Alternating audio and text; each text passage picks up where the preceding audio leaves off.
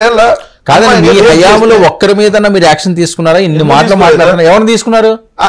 అసలు Anantha Babu MLC door delivery చేస్తే ఊరేగించారు, జైలు నుంచి వచ్చిన ఎవరు ఊరేగించారు? వైఎస్ఆర్ కాంగ్రెస్ పార్టీలో ఎవరు ఊరేగించలేదు. మరి ఎవరు ఊరేగించారు? వాళ్ళ ఊర్లో వాళ్ళు ఎవరు ఊరేగిస్తారు? వైఎస్ఆర్ కాంగ్రెస్ పార్టీ తర్వాత పక్కన పెట్టి తిప్పుతారా సార్? ఒకటి ఆయన కేసు జైలుకి వెళ్ళి వచ్చాడు, సో దాన్ని ఏదో పెద్ద భూతద్దంలో చూపించేసి దాన్ని పార్టీకి అండగట్టారు. మరి ఈ రోజు మీ పార్టీ నాయకులే చేస్తున్నారు కదా.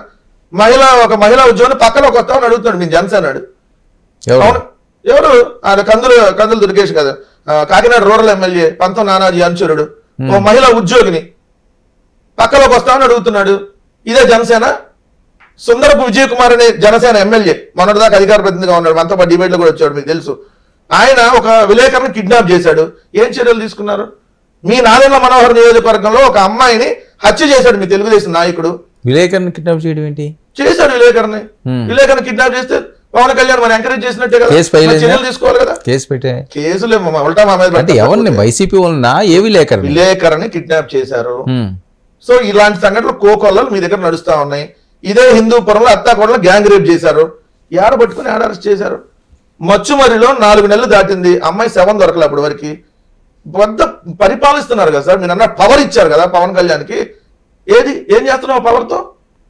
నీ నియోజకవర్గంలోనే ఇప్పుడు ఒక మహిళ దీక్ష చేస్తుంది 3 రోజుల నుంచి.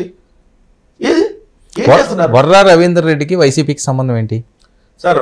వర్రా రవీందర్ రెడ్డి వైఎస్ఆర్ కాంగ్రెస్ పార్టీకి సంబంధించినటువంటి వ్యక్తే. తప్పుడు పోస్టులు పెట్టకపోయినా పెట్టారనే దాని మీద అతను అరెస్ట్ చేశారు. నేను చెప్పాను ఏదని, షర్మిల గారి మీద తప్పుడు పోస్టులు పెట్టాడు అనేది ఆయన మీద వీళ్ళు చేసిన ఎలిగేషన్. అది పెట్టింది